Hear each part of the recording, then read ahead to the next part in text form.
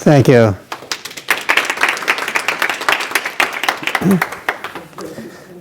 So you all have the handout, right? Is there? Yeah, everybody has that. So, so I'm going to go. The handout gives the outline of my talk, and on the back there are a few references, just so you'll know that I'm a college professor, right? So, there, in case you want to follow up on any of these ideas, especially when I say things that are not necessarily completely intuitive to everybody. I like to at least have references where you can look it up. You can look and see the data. You can see the extended argument if you want. I also, in case anybody's interested, I'm author of this book, Free to Learn.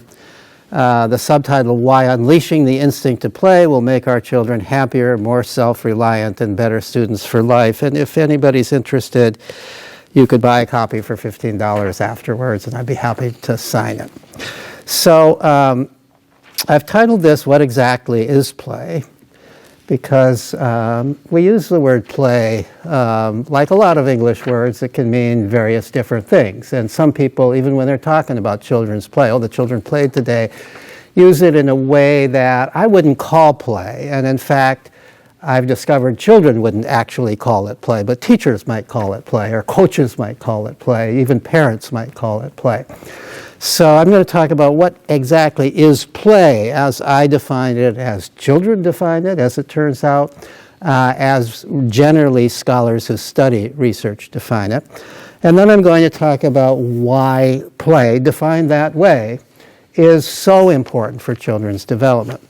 But what I want to start with is the fact, and this is a fact, that we have largely taken play away from children. And children are suffering because of that. I think anybody here who was a child in the 1970s or before knows that there is a huge difference between childhood today and childhood in the past. In fact, I have said in front of a room full of anthropologists who studied children all over the world that our children today are less free than children have ever been in the history of the world, with the exception of times and places where children were slaves or were working in sweatshops or other kinds of full-time child labor. Our children are not being given a childhood. That sounds like a strong statement. But in terms of what childhood has always been, we are depriving our children of childhood. We are putting them in school too long, and out of school, we are watching them all the time, not letting them actually really play. We're not providing an environment where they can just run out and be with other kids and play with other kids, as children have always done, and as is something that children truly need for their healthy development. This has not happened suddenly. If it hadn't happened suddenly, we would all rebel. If we suddenly went from the kind of childhood I had in the 1950s to what we're doing today, nobody would tolerate it. The parents would rebel. The teachers would say, this is ridiculous. Everybody would object. This is crazy, people would say. But the reason what this has happened is it's happened gradually. It hasn't happened all at once. With every decade since the 1950s, with every decade, children have been less free than the decade before, for a number of reasons, partly because of the increased schooling. The school year is now 5 weeks longer than it was when I was a kid, on average in the United States. I've looked this up. The school day tends to be longer, but even more so, when I was a kid in school in the 1950s, there was no such thing as homework for elementary school kids. Sometimes a teacher might ask us to write an essay or a poem or something fun like that and bring it in to share, but we never carried books and worksheets back and forth all the way through kindergarten, through 6th grade. We just didn't do that. That didn't happen.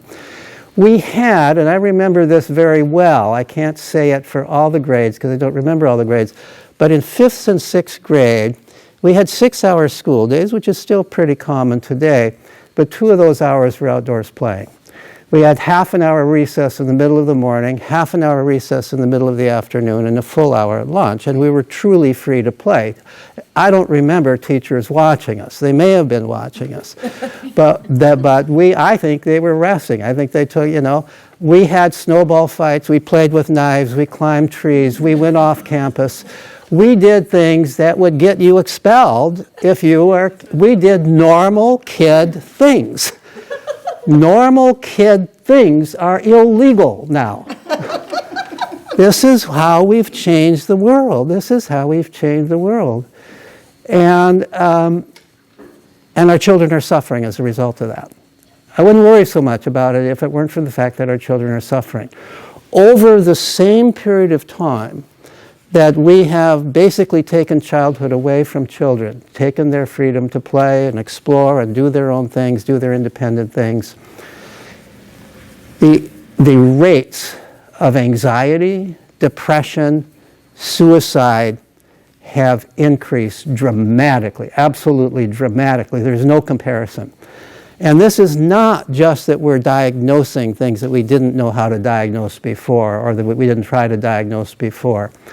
So, for example, based on certain clinical questionnaires that have been given to normative groups of school-age children over the decades in unchanged form, which are designed to assess the degree of anxiety and others designed to assess the degree of depression. The rates of what today would be called major depressive disorder, based on what would be the cutoff on these things on the test of depression, on the MMPI test of depression, the rate of what would today likely be called major depressive disorder, based on that score, is now 10 times what it was in the 1950s. And it's been gradually increasing over that time. This isn't just a sudden jump in recent times.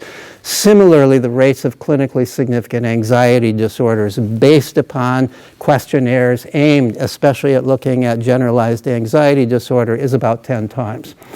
The rate of suicide among school-aged children is about 10 times what it was in the 1950s. There has been, as we have gradually taken play and freedom and exploration and free time away from children, as that has gone down like this, the rates of all these mental disorders have gone up. Sometimes people want to blame it on social media. This long preceded social media. This is not an iPhone phenomenon. I don't want to argue one way or the other as to whether the iPhone is contributing to it in recent times. But that's not the fundamental problem. If kids are on social media more than we want, we have to ask the question, are they on social media because we're not giving them a choice? We're not letting them get together in reality. So they get together on social media and on the computer because that's the only way they can. There was a study done a few years ago by a woman who did this initially as her PhD project at Yale, and then she published it as a book where she interviewed hundreds of teenagers across the country on why they're on social media so much. And they said, we'd love to get together in person, but we can't. We can't without adults there. Kids need to get together without adults, especially teens. They've always done it in the past. Now, they almost can't do it. We don't let them do it. Even when my kid was a kid, in the 1970s, you'd find gangs of teenagers hanging out in malls. You don't see that anymore. It's not just because malls have disappeared. It's also because, to the degree that there are malls, parents don't let them do it, and if the parents let them do it, the security guards don't let them do it. We don't tolerate kids in public anymore without an adult there. And kids can't really be kids, I'm going to argue, if there's always an adult present. Adults interfere with play. Adults interfere with the needs that children have. We think we're so important to adults' lives, but in reality, other kids are at least as important to kids' lives. And they need other kids away from us, and that's what we have deprived them of. So if you're interested in following this line, I've just had recently an article accepted by the Journal of Pediatrics, which summarizes the evidence for the decline of independent activity, not just play, but all sorts of independent activity, including things like part-time jobs. Kids can't have paper routes anymore. They can't do things like, I was contributing to Social Security when I was 13. I worked at a print shop after school and did deliveries in the city of Duluth, Minnesota. That would be illegal today, right? My son worked as a line cook when he was 12 in the 1970s. So even then, and he earned enough money doing that he took a trip to Europe at age 13 by himself.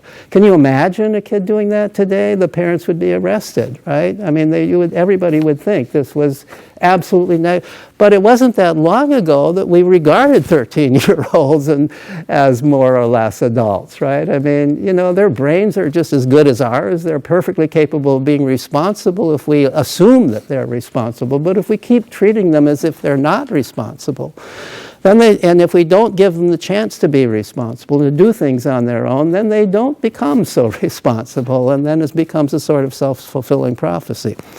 All right, so that's my little prelude to the talk. I should keep an eye on the time here. So I want to talk, I said I wanted to say what exactly is play, and on B here in the handout, I call this the paradoxes of play. I think one of the problems that even researchers have in thinking about play is that it's sort of paradoxical. Some of the ideas about play are sort of self-contradictory, and so I just wanted to acknowledge that at the beginning. So play is, I should really get out my notes here. Play is a concept that fills our minds with contradictions the more we try to think about it. So play is serious, and yet it's not serious. And you watch kids playing, and they're not necessarily smiling and laughing and acting silly. They can be very, very serious in play. And yet at some other level, they also even know that it's not serious. This is just play. This is play. Play is they're very intensely involved, seriously involved in it, but it's not real world activity. It's not serious activity. Play is imaginative and spontaneous, and yes, it is, and yet I'm going to argue as I go through this talk that play always has rules. And in fact, play is how children learn to create rules, how they learn to enforce rules, how they learn to follow rules. It's how they learn to control their impulses. There's no such thing as unstructured play. Play is always structured, and it's structured by the children themselves. Play is how children learn to structure things, learn to be able to create their own activities without somebody else doing it for them. Play is not real, as I just implied. It takes place in a fantasy world, in a non-real world, and yet I'm going to argue that play is always about the real world in one way or another. Play is how children practice for the real world. It's how children come to understand the real world. Play is, in some sense, a practice space for reality. That's why Mother Nature or natural selection or God, or however you want to think of it, created play in children. So this would be a practice place. Other mammals also play when they're young, and they play at the kinds of skills that are most important for them to learn. So predatory animals play at predation, prey animals play at dodging and darting and getting away from predatory animals. Our children play at all the kinds of activities that we have to learn in order to be successful members of our species, and I'll talk about that in a bit. Play is childish. Yes, indeed, it is childish. It characterizes children far more than adults because children have so much more to learn than adults. And yet, if you look at the greatest achievements of adults, if you read the biographies and autobiographies of those people that we call geniuses because of what they've contributed to our culture, most of them said they did it in play. This was play for me. Einstein, all mental play. And so that's another, it's childish, and yet For those adults who somehow truly contribute to our society, they say they played through their whole life. They added their playfulness to whatever it was they learned. I don't want to say that deep study and knowledge isn't important, that it's not all play, but it's the playfulness that adds the extra creativity and the spark to the real great achievements of people who have contributed in that way. From a biological perspective, which is my perspective, we could say that play is nature's way of assuring that all young mammals, including our children, practice the skills that they need to practice to become fully functioning members of the community that they're growing up in, to become fully functioning human beings and fully functioning members of whatever the society is that they're growing up in, because they play not just at the species-typical skills, they also look around and play at the skills that are important in the culture that they're growing up in, if they have ample opportunity to play.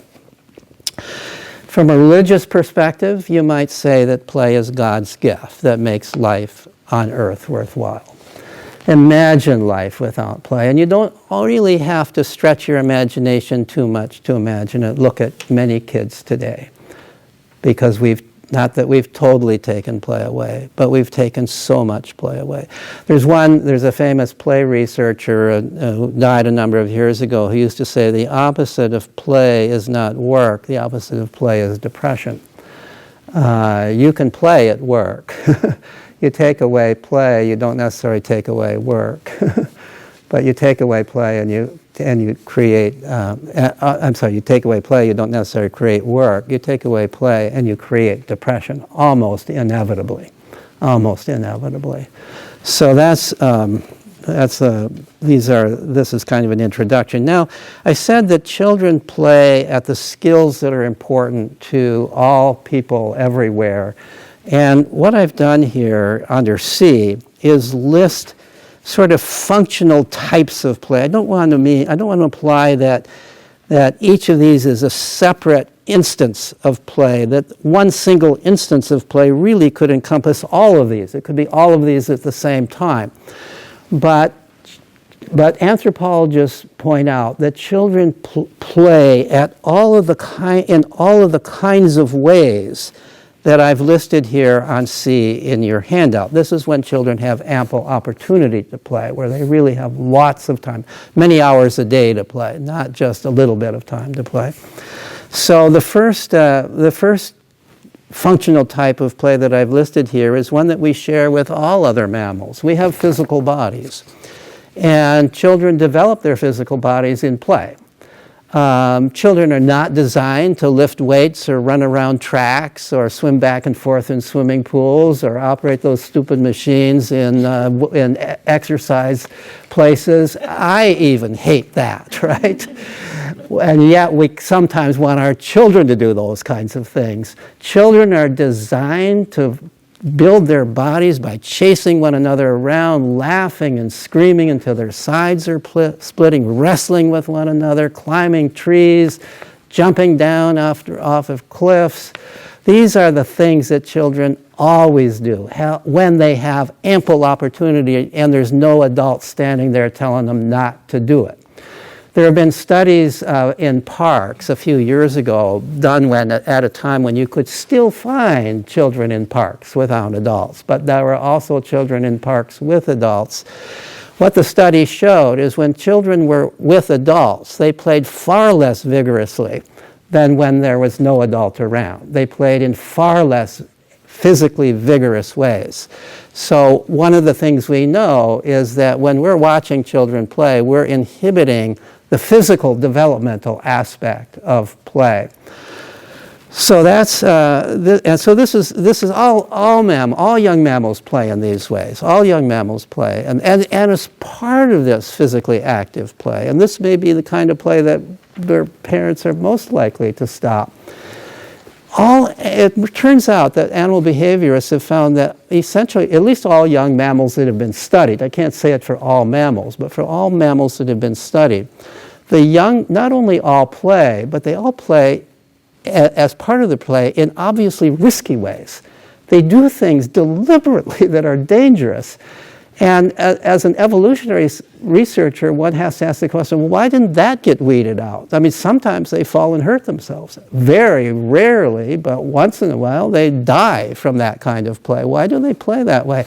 Just to give you an example, young chimpanzees have been observed to climb to the tops of trees and then drop and catch themselves just before they hit the ground as a form of play. Monkeys chase one another around, young monkeys, way up in trees, high enough that if they fell, they would at least hurt themselves, if not die. Why are they playing way up there instead of someplace else? Goat kids run along the edges of cliffs. Why not practice your running in some safer place than that? What the animal behaviorists say, and I argue it's the same thing for our kids, what are the animals learning by doing that? They're learning courage. They're learning, I can be in a dangerous situation.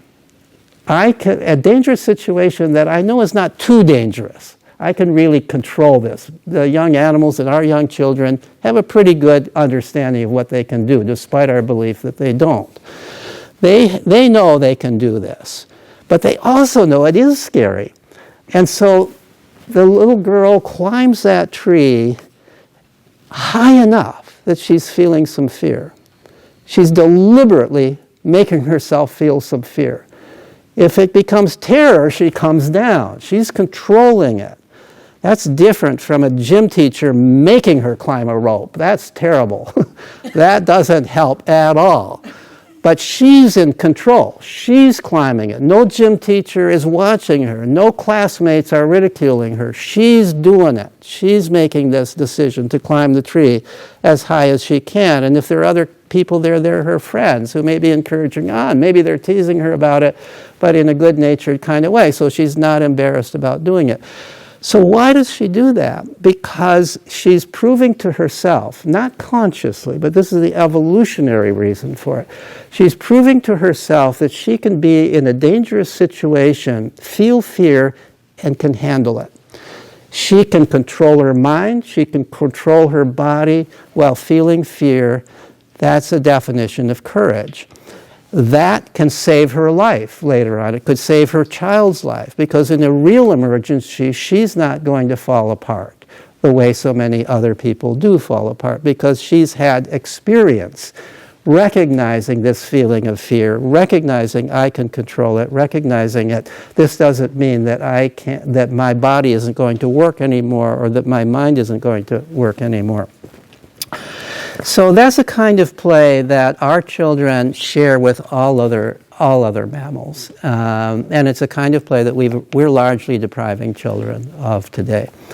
So the next 4 categories of functional categories I've listed are all about uniquely human skills. So we are the animal that has language. And how do our children learn language? They learn it in play. This, fortunately, is one kind of play that we haven't stopped because it occurs very early.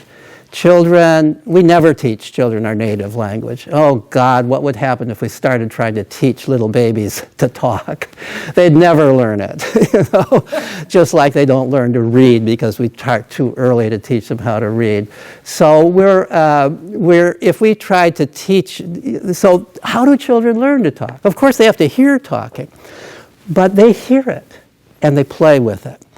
The first cooing and babbling, the first language-like sounds, if you've ever watched a baby, it's always when the baby is in a playful mood. It's always playful. The first words the baby uses are never to ask for anything. It's just playfully pointing out things using the word. Children don't learn words instrumentally. They don't learn to speak instrumentally because they're rewarded for doing it. They don't learn to say bottle because they get the bottle for doing it. They say bottle just because it's fun to say bottle, to point to the bottle, or whatever it is, mama or daddy or whatever it is as their first words. So they learn it in play, and there's actually PhD research on what's called crib speech, where they've recorded young children talking to themselves at night. And it's almost like they're deliberately practicing the language. They're saying the same thing over and over and over again, but a little bit differently each time. Like they might be saying, this thing is red, this thing is green, this thing is blue, that thing is red, that thing. It's almost like a lesson in words, in similar words, a lesson in grammar that they're giving themselves, they're practicing. And as they get a little bit older and they're interacting with other kids, they use riddles and rhymes and playing on words and turning sentences upside down. They're really playing with language, and as they get still older, and they're really playing games, they're 3 or 4 years old, they're beginning to play fantasy games that absolutely require communication. You've got to talk about what you're doing. I'm a princess, and you are the baby, and Jonathan there has to be the pet dog. So you're talking about, you're making assignments, and then the princess says, so I get to wear this necklace, and the necklace chosen from the playthings in the if this is a kindergarten that still has playthings, taking that and putting it on. And then another child says, well, you got the necklace last time. That's not fair. If you listen to that kind of talk, it is way more sophisticated than the talk that you hear from that same child when you are talking to the child. Children are really communicating when they're playing because the communication is important. They can't play without it. They're arguing about what's fair, who gets to be what, who has to be what, about whether the person who's playing the part of the baby is actually acting like a baby or not acting like a baby. There's a lot of very sophisticated talk going on. It used to be that when kids came from another language culture and they moved into the United States and they played with kids who spoke English, they picked up the English very, very quickly because they were playing in English. We didn't have to teach them English. They were playing in English. They learned English way before their parents did, and then they became the translators for their parents. So that's language play. Constructive play. So we are the animal that builds things. We're the animal with opposable thumbs. We have always, as far as we know, as long as we've been Homo sapiens, we have constructed parts of our environment. We build huts to live in. We build tools to hunt with and to gather with.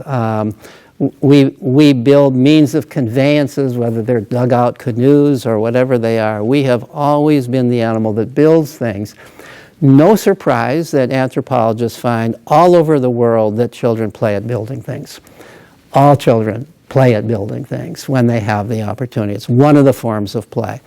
What they build may depend upon the culture, may depend upon the child, but they play at building things. They play at the skills that are involved in developing in your mind an image of what it is you want to create, and then using your hands and your body to actually create it. This is a fundamental human skill that children always play at when they have plenty of opportunity to do so. The next category of play is imaginary play. Now, I'm going to argue a little bit later that all play is in some sense imaginary, but some play is very overtly imaginary. We call it fantasy play, or when several children playing together this way, researchers call it socio-dramatic play. It's like putting on a play in a certain sense. It's working out a play. This is the kind of play that you especially observe among little kids. 4- and 5-year-olds are really into fantasy play, and they do a lot of it. So this is the kind of play that is really exercising the human capacity for imagination and for higher order thought.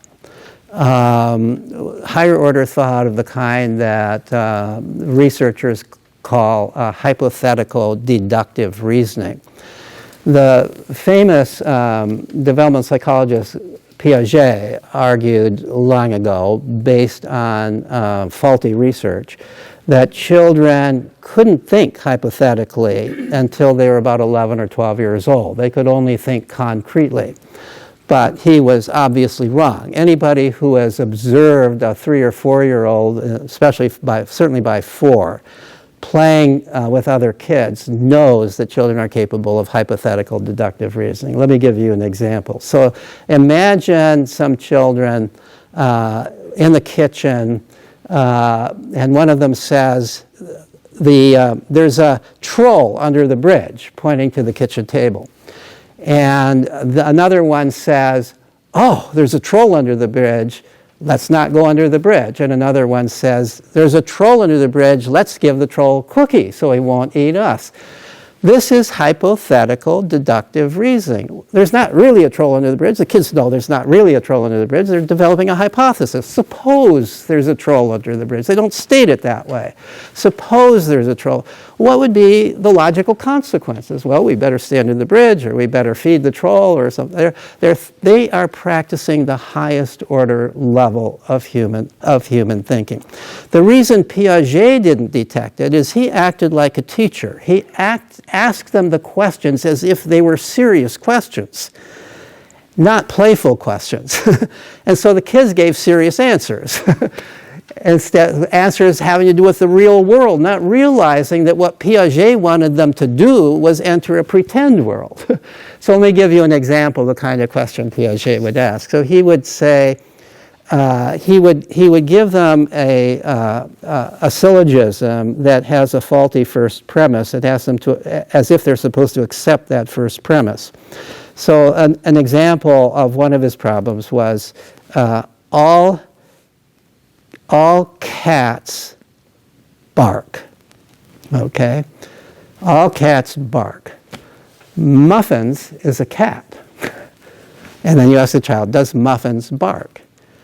Now, 11 and 12-year-olds would say to Piaget, yeah, Muffins barks. They get it. They know this game, okay?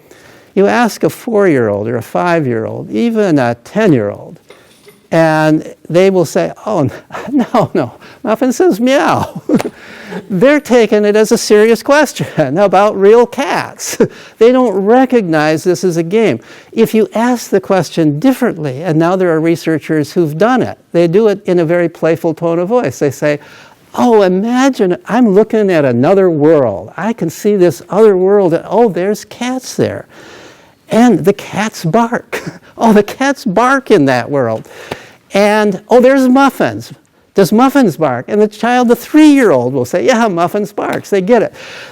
What this illustrates is that children practice higher order thinking in play, and they're good at it in play before they bring it into serious life.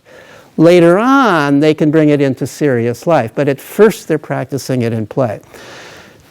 I would argue that children learn almost everything first in play before they can bring it into real life. Play is the safe place to do this. Play is a pretend world. You can imagine these things. You don't have to worry that some teacher-like person is going to say you're wrong for saying it this way, and that freezes you up. You're just playing around, and when you're playing around, you can think, you can imagine, you can think hypothetically, you can raise yourself. The great developmental psychologist Lev Vygotsky, the Russian developmental psychologist of the 1930s, used to say that in all ways, children are a head taller when they're playing than when they're not playing. And I think that's true. They are far more capable, and other people have said this is true for all of us. This is true for adults as well, but it's most obviously true for kids. So that's imaginary play. And then another characteristic of human beings is we are the animal that has to follow rules. We have to abide by norms, implicit rules, things that are, like everybody here, sitting here knows there's certain things you have to do while you're listening to me, and certain things that would really be outrageous if you did. And so you control yourself, right? That's part of being a human being. If there was somebody here who wasn't controlling themselves, who was just acting on their whims and impulses, we might be tempted, maybe we wouldn't say it out loud, but we might be tempted to say that person's an animal. That person isn't a human being. Part of being a human being is you control yourself. We couldn't live in human societies if you can't. Well, children practice controlling themselves all the time in play. All play has rules. I'm going to argue that. Within all play, you have to abide by the norms of that play, or your playmates will correct you if you're not. So in play, children are learning to control their impulses. They're learning even in all kinds of play. I'm going to argue a little bit later, but it's most clear, obviously, in games with formal rules. These are games that have clear-cut rules. They're like laws. You have to follow the rules. Of course, children, if they're really playing, feel free to modify the rules, but then they have to follow the modified rules. And so following rules, creating rules is a very fundamental human ability, extremely important to all human societies, especially to us in a democracy where presumably we should all be involved in the creation of rules and enforcing rules, making sure that people follow rules. Everybody, even Piaget argued, he did a whole study showing how children learn about rules when they're playing with other children, much more so than when they're interacting with adults. Because with other children, they are actually creating rules, arguing about the rules, and they get an understanding of what rules are for. Rules are to make the game fun and fair, and they can be modified if things aren't fun and fair, and we can create rules that work to make it fun and fair. So those are basic human abilities that everybody has to learn. Every one of these things is far more important than knowing how to read and add numbers. And children learn these things in play. Now the last one I've listed I listed it last because it's most important, is social play. Children, wherever they are, want to play with other children. There are some of us who are a little bit less desirous of playing. We like a certain amount of solitude. Everybody likes to play alone sometimes, like when you're doing something artistic and you want to just do it in your own way and you don't want to compromise with somebody else or be interrupted by somebody else. But children everywhere where they're free to do so, spend most of their time playing with other children. They're drawn to other children. They want to play with other children. And for reasons that I will give in a moment, they want to play with other children away from adults if they possibly can. This is true throughout the world. At least they want to play away from adults who are likely to interfere with their play, which in our culture is all too common. In some cultures, they can play in vicinity of adults because the adults don't pay any attention to them. So that's so social play is play with other kids, and regardless how else they're playing, whether they're playing physically or playing with language as they get a little bit older, as they're building things, as they're imaginary games, their preference generally is to be doing this with other kids. And my basis for saying this is the most important is that there's no human skill that I know of that's more important than how to get along with our peers. You cannot live a happy life if you don't know how to get along with other people. If you don't know how to compromise, if you don't know how to pay attention to whether your playmate is happy or not happy, if you don't know how to be attentive to even the nonverbal cues of whether your playmate's happy. Children learn this in play because they want to play with other kids, and the other kids will leave them if they don't attend to these things. So it's a natural learning environment for learning how to get along with other people. And I'm arguing that that's the most important human skill. We are a fully social animal. We can't reproduce alone, but we also really can't be happy alone. We're suffering as a nation largely because of loneliness. That's what our Surgeon General Murphy has said in a recent book, and I think he's right. We don't really connect with one another as we should, and we are preventing our children from learning how to connect with one another by not allowing them to play physically in the real world. We're not totally preventing it because they do get together on the internet. They do find ways to get together, and so they develop some capacities for doing that. So now I want to go on. So I've talked about the types of play, I've talked about the paradoxes of play. Let me talk now about the defining characteristics of play. Finally, what is play? And I'll try to speed up just a little bit. So play, I define play as an activity that has the 5 characteristics that I've listed on your handout. And an activity can be more or less playful, but if it has all 5 of these characteristics fully present, then I would call it full play. To the degree that it has some of these characteristics, but not all of them, or they're only partly present, we could call it a playful activity. Playful to the degree that it has all of these activities. Generally, full play characterizes children. When I talk about play in adults, I'm more likely to use the adjective playful activities. We can do our work playfully. We can be parents playfully. We can exercise playfully. We can live our life playfully. But we adults have certain responsibilities, which means that our activities can be playful, but most of what we're doing can't be fully playful because it can't meet the criterion of having no purpose, no immediate purpose. We have to do things that have immediate purpose. So the first characteristic of play that I've listed here, and which I think is in some sense the most essential, is that play is self-chosen and self-directed. It's something that the players choose to do themselves and direct themselves. So right off what that means is that if a teacher stands up in front of a group of kids and says, now children, we're all going to play this, it's not play. It's only play if the children themselves say we're going to do this. And you're never going to have a whole class of children say we all want to play this. You'll have a few children play, we want to play this, we will play that, but you're not going to get a class activity through play. So that's unless you're willing to have the kids play at different things and have chaos in your room. So that's the first definition. Now, what does that mean? What is the value of the fact that it's self-chosen and self-directed? It means that it's in play that children learn to choose their own activities. They learn to take initiative, and they learn to direct what they're doing. They learn to take control of an activity. In pretty much everything else they do, they're controlled by adults. But in play, they are in control. So they have the opportunity to figure out what to do. They learn how to solve their own problems.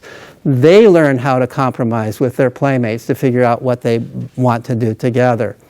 They figure out what to do if somebody falls down and gets hurt. They learn I don't always have to rely on an authority figure to tell me what to do. I don't have to rely on an authority figure to solve my problems. I can figure out what to do. I can solve problems.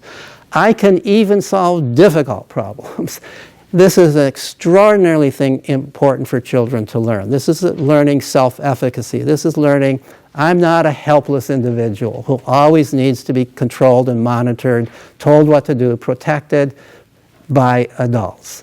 They're learning I can be the adult. In play, the child is the adult because now here in play, the child is the decider of what to do. The child is responsible for whether it's safe or not safe. The child is responsible for is my playmate having fun or not having fun. The child is responsible if I fall down and scrape my knee, is this serious enough to stop play or not? The child is deciding that, not some adult. So play is how children learn to solve their own problems. Now notice that I said that play is self-chosen and self-directed, but I also said that when children have their druthers, play is mostly social with other children. So that means that the children playing together have to decide together what they're playing. So I want to play this, but you want to play that. Well, we can't both have our way entirely. Maybe we can talk about it and find something that we both want to play. Or maybe there's a way that we could change what you want to play so I would actually enjoy it. So play, generally, if you watch children play, all of any age, there's a lot of negotiation that goes on about what it is you're playing. You have to find something that you both enjoy playing, otherwise it's not play. Otherwise the other person... The primary freedom in play is freedom to quit. If you're not free to quit, it's not play. Freedom to, every child should be absolutely free to quit. And every child knows they're free to quit if it's real play.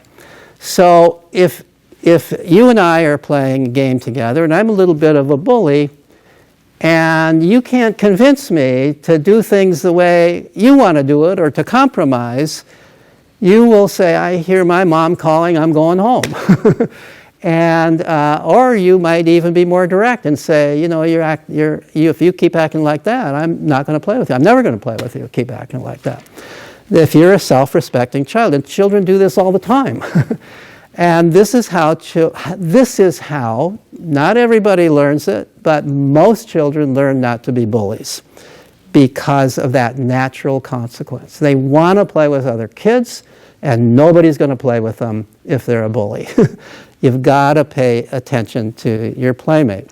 So these extraordinarily important skills, social and moral skills, really are acquired in play. They're practiced in play. You can lecture all day on these things, and it won't have the impact that the actual experience of play has for children in acquiring these abilities. Let me give you the difference between, on this issue of play as self-directed and self-chosen, the difference between an old-fashioned pickup game of baseball, the way I always played baseball as a kid, the way everybody played baseball in the 1950s. All kids played baseball in the 1950s. At that time, baseball was our national pastime, and the pastime wasn't just watching it, it was actually playing it. So kids played baseball. You'd go to the vacant lot, and it wasn't always baseball, it was other things too, but for me, at least in one of the places I lived, it was pretty much baseball through the summer. You'd go to the vacant lot, and you wouldn't know for sure who else would show up, but a bunch of other kids would show up at the vacant lot. There'd be no adult around. There'd be big kids, little kids, good baseball players, novices. There's no manicured field. There's no adult making a field for you. It's just a weedy vacant lot. There's broken glass. There's a street over here. There's windows over there. There's cars over here. So the first thing you have to do is make rules to deal with the fact. So you have to set up the bases. You have to create the bases. You have to choose up sides. There's never 18 people. You have to create your own way, your own positions, how you're going to play the game with just 4 on a team or 5 on a team.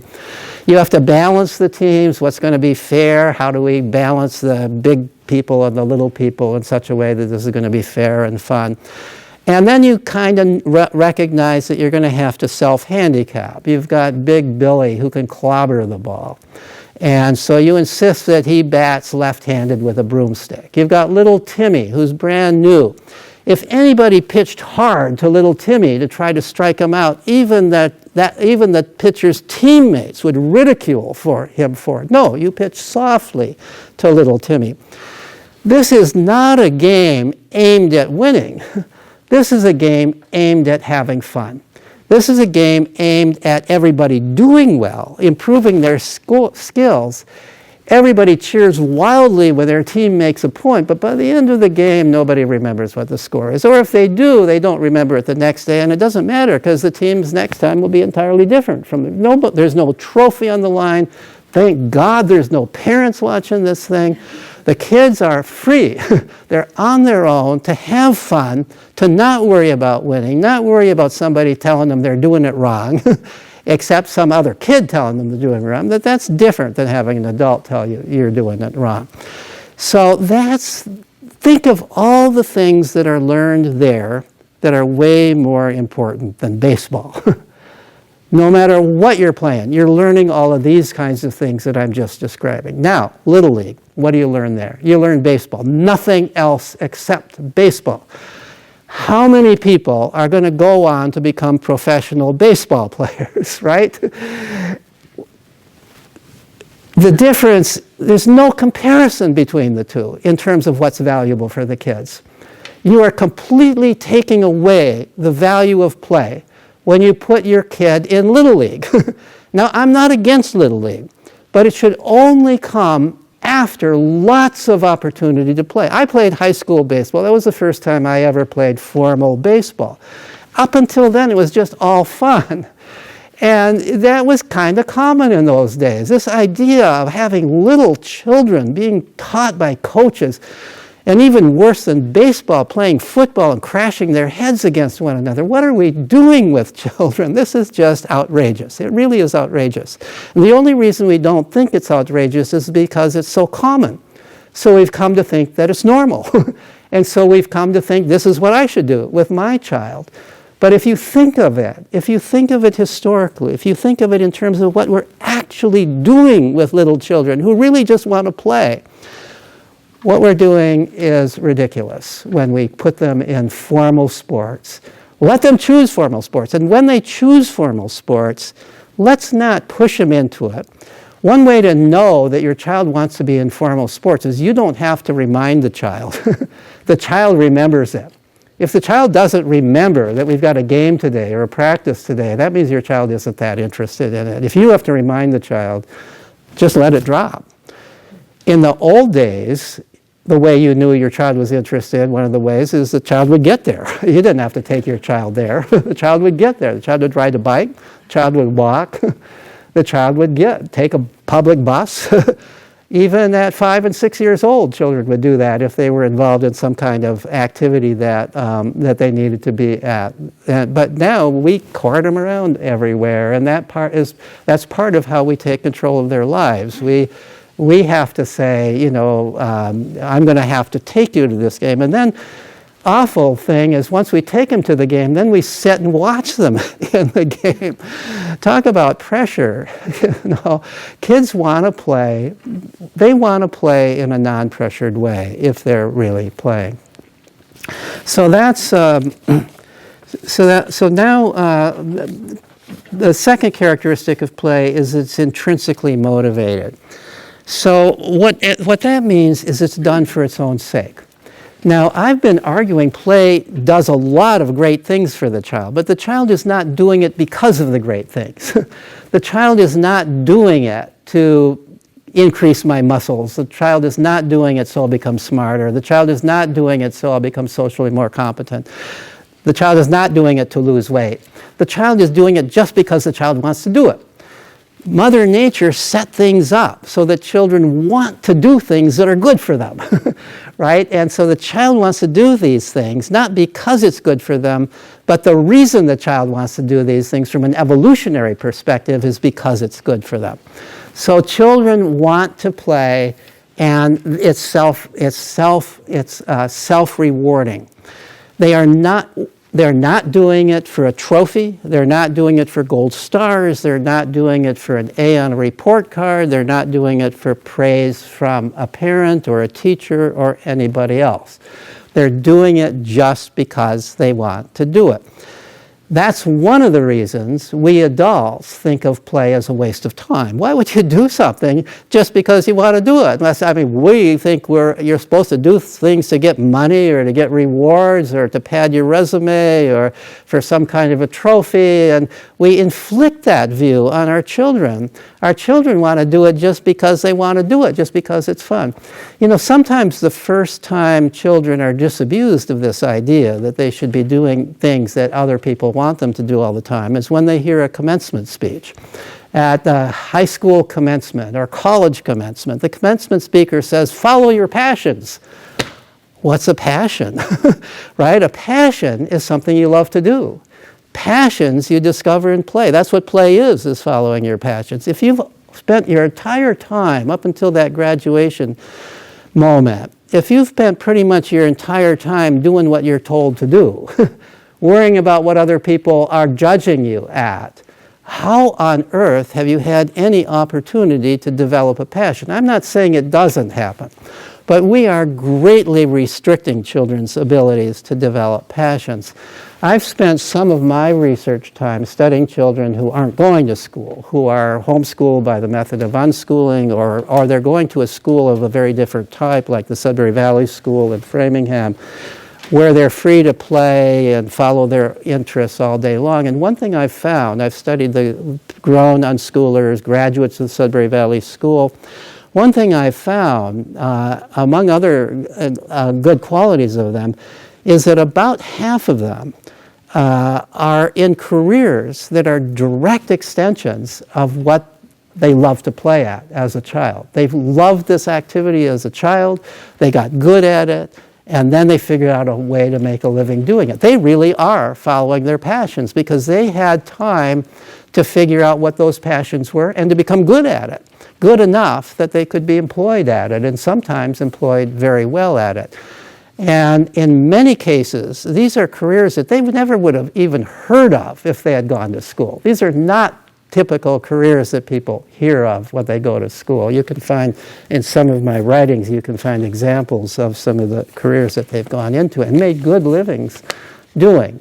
And not all of them require college. A lot of them don't.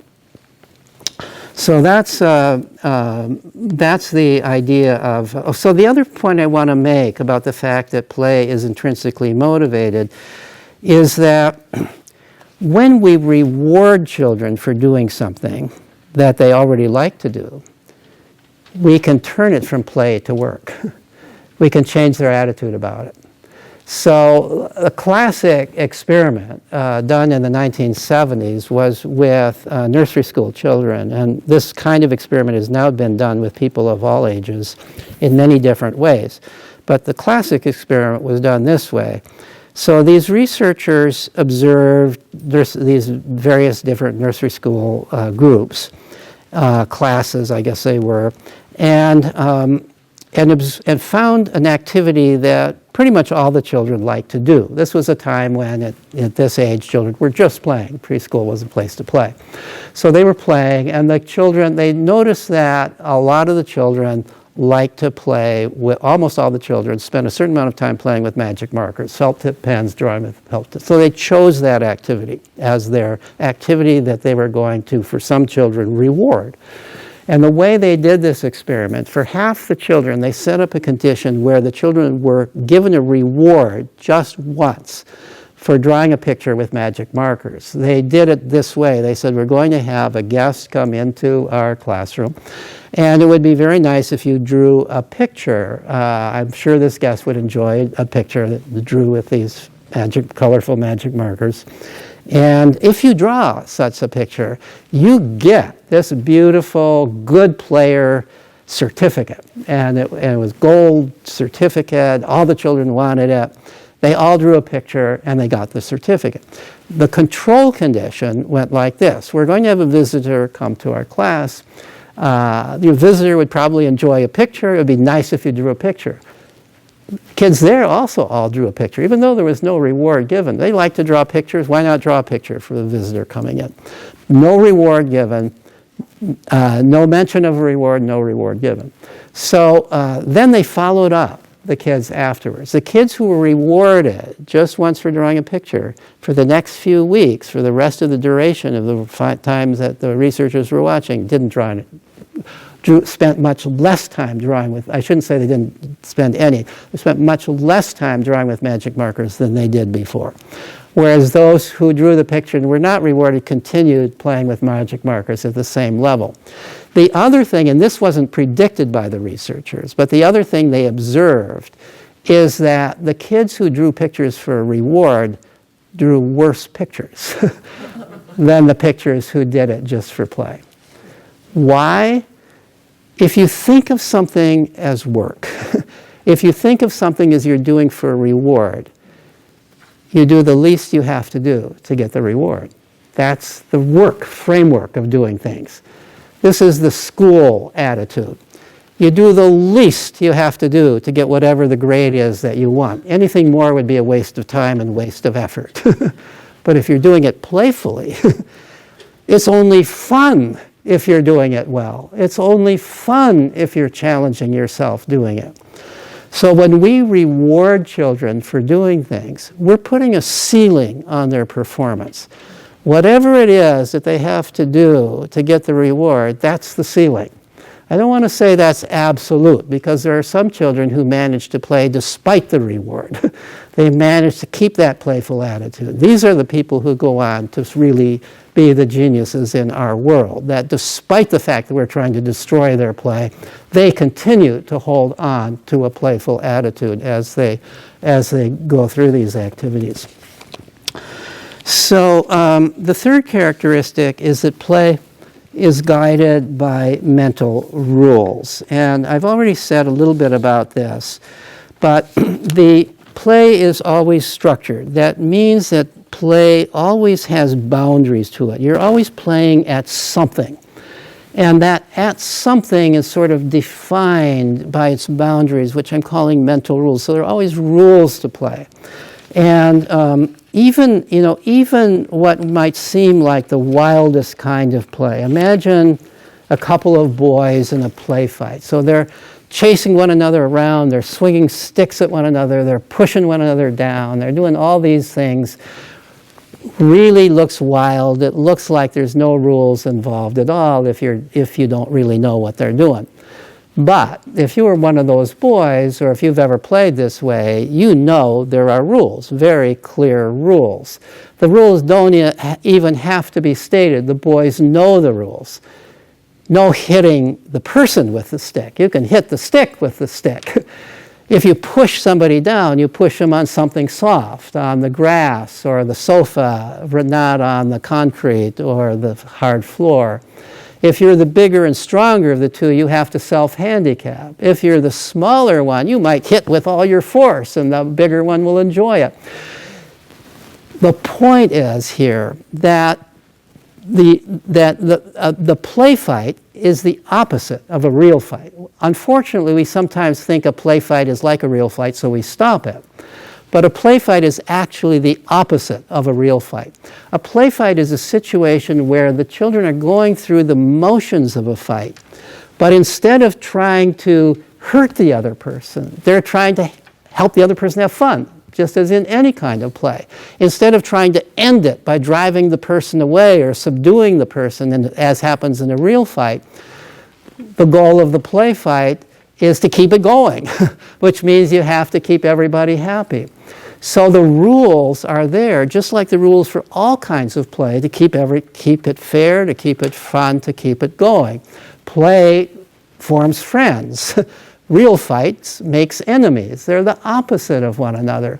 Play, sometimes people have said that play fighting is boys' ways of hugging. And so when we inhibit play fighting, that's what we're doing. We're preventing boys from being close in the way that they're capable of being close, and showing we can be this close and we're not going to kill one another, right? I mean, you're learning a very important lesson as they're playing and play fighting. Well, I just take that as an example because that looks like a wild kind of play, but yet it has very clear rules. The rules are only stated typically if one of them violates it. Hey, you really hit me there. I'm going to quit if you keep doing that. And the other person will probably say, oh, I'm so sorry, that was a mistake, and there will be an apology, and they'll be back to playing again. The rules in something like building a sandcastle, constructive play, are you're working with a certain medium and you're making something. You have an idea in your head, or you and your playmate are talking about an idea about what this castle is going to be like, and the rule is that you're creating a sandcastle in accordance with your idea of what the sandcastle should look like that you're trying to create. You're not just randomly piling up sand. That's why it's not unstructured play. It's structured play, as all play is structured. You're, in this case, actually building a structure through structured play. Or let's take sociodramatic play, the kind of play that I was referring to when the children were playing. There was a troll under the bridge. They are deliberately setting up let me put it this way. In that kind of play, the primary rule is you have to stay in character. So if you are the pet dog, you have to act like a pet dog. You have to walk around on all fours. You can't talk. You have to just say, arf, arf, arf. If you are Wonder Woman, you have to act like you and your playmates believe Wonder Woman would act. If you fall down and scrape your knee, you don't cry. Wonder Woman wouldn't cry, unless maybe you call time out and cry. If you call time out, you're leaving the play situation temporarily. But as long as you're in play, you have to stay in character. And if you don't stay in character, your playmates will remind you. So the rule there is staying in character. So the point I really want to make is that in all kinds of play, there's the requirement to follow the rules and the norms of the play. And this is an important thing that children are learning, is how to follow rules and norms. So the fourth characteristic of play that I've listed here is that play is creative and imaginative. Play has rules, it has boundaries to it, but the rules are never so strict as to dictate exactly what you have to do at any given moment. There's always lots of room for creativity within the boundary of the rules. So play, I would argue, is the most creative thing that anybody ever does. It's always creative. You're always creating something in play. And play is also, generally speaking, imaginative in the sense that when you're playing, you are stepping out temporarily of the real world into an imaginary world. That's not necessarily true for absolutely every kind of play, especially not for adult play. But when children are playing, generally speaking, they think of themselves as they think of the difference between the play world, time in, versus time out, which is out of the play world, back to the real world, so I can tie my shoes or go to the bathroom or criticize my playmate or go fix the scraped knee or whatever it is. So most play, for children especially, is time in and time out. That's true for fantasy games, it's true for things like baseball, it's true for tag, it's true for basically, if you think of all the typical children's games, it's also true for, it's a little true in a somewhat different way for formal games with rules like Candyland or something like that. But as long as you're playing the game, there are certain rules you have to follow. You can step out of that game and those rules no longer apply. So children are exercising their imagination in play. The fifth characteristic of play is that it is conducted in an alert, active, but relatively non-stressed frame of mind. I sometimes leave this one off and just talk about four characteristics because this one really follows naturally from the others. It's not so much a defining characteristic of play as it is a consequence of play. When children are playing, they are necessarily in an alert and active frame of mind because you can't play passively. You have to be following the rules, you have to be attending to what you're doing. Play is always mentally active, and sometimes it's physically active. It isn't always physically active, but it's always mentally active. Your mind is always going when you're playing, but your mind is alert and active, but it's not overly stressed. It might be stressed a little bit. That girl climbing the tree that I said earlier on, she's a little stressed when she's up there in the tree, but it's self-imposed stress. And she's playing with stress, and she can stop it anytime she wants. It's not the same stress as stress when it's imposed on you by other people. When that gym teacher makes you climb the rope, or when the teacher is evaluating you, or when your parents are there booing the umpire, or telling you, hollering at what you should be doing and criticizing you after the game because you bunted when you shouldn't have bunted or whatever the heck it was. So it's not that kind of stress, and it's not stress for a lot of reasons. It's not stress because it's just pretend. It doesn't matter. There's no consequence. The fact that there's no trophy being given, the fact that there's no winners or losers that matters, the fact that nobody's grading you on this, the fact you're not going to fail a class if you don't do it well, the fact that all that's true, that takes away the stress. The fact that, and so what does this mean? This means because you're not stressed about it, because nobody's evaluating you, because you're free to fail, you're free to try things that you otherwise wouldn't dare to try. You're free to climb that tree that you wouldn't dare, you would do anything to get out of climbing it in the gym class where you're being evaluated. But here you're free to do it because nobody's judging you, nobody's evaluating you. You're free to write a story because you want to write a story. You're not frightened of what kind of mark you'll get on the story or how a teacher will evaluate that story. You're just free to do it. You're free. play world, this fantasy world of play, is the world for trying out things. It's the simulation world for real life. And it's a safe simulation world because nobody's judging you and because it doesn't matter if you fail. So play is, and there's a sense, as I say here on E on the handout, the power of play lies in its triviality. There's a sense in which play truly is trivial. This is why we tend to think it's trivial. This is why we think we can sacrifice play for our children so they do serious things in the classroom. So we think it's trivial because it's not getting anything. You're not doing it for something, for some kind of immediate reward. It's not clear that it's going to go on your resume in some way. It's not necessarily going to get you into Harvard. So it's a trivial activity, and we can take it away and have you do something non-trivial like study your algebra class instead. So that's the attitude, and that's true. From that definition of what trivial is, it is trivial. But what I'm suggesting here is the power of play lies in that triviality. It's the very fact that it doesn't count. That play makes it so powerful because it's a safe place to do things. It's a place where you can try things out and it doesn't matter if you fail. You want to succeed. You're built to succeed. Play is no fun if you're not trying to do it well. Children are always trying to do things well. So as I say here on your handout, play is trivial but not easy. Play is never easy. If play is easy, it becomes boring. Children are constantly raising the level of their play to higher and higher levels to make it increasingly difficult. Because as soon as it's easy, it's no longer fun. So imagine, I said that toddlers learn how to walk in play. Nobody teaches toddlers how to walk.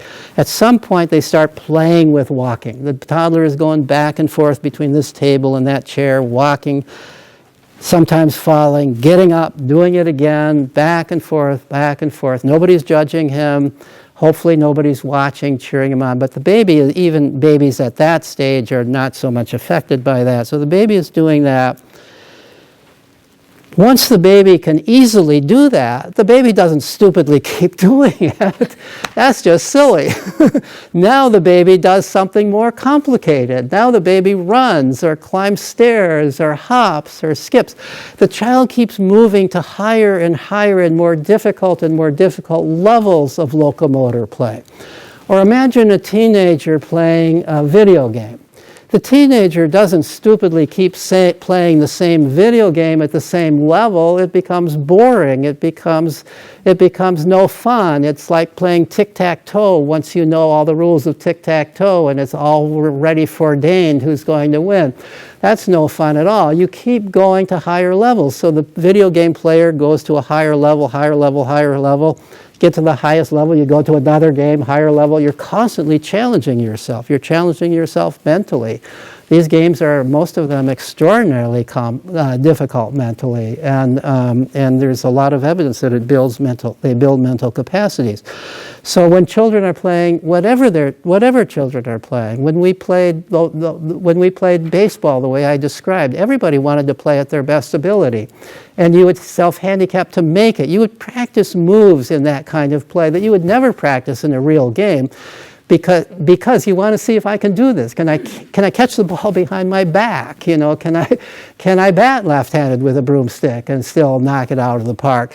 You're really developing skills. You're deliberately making it difficult for yourself, because if you don't, it's no fun. So we don't have to worry that children are somehow retarding themselves because they're, quote, just playing instead of doing schoolwork or something that we are trying to get them to do instead of play.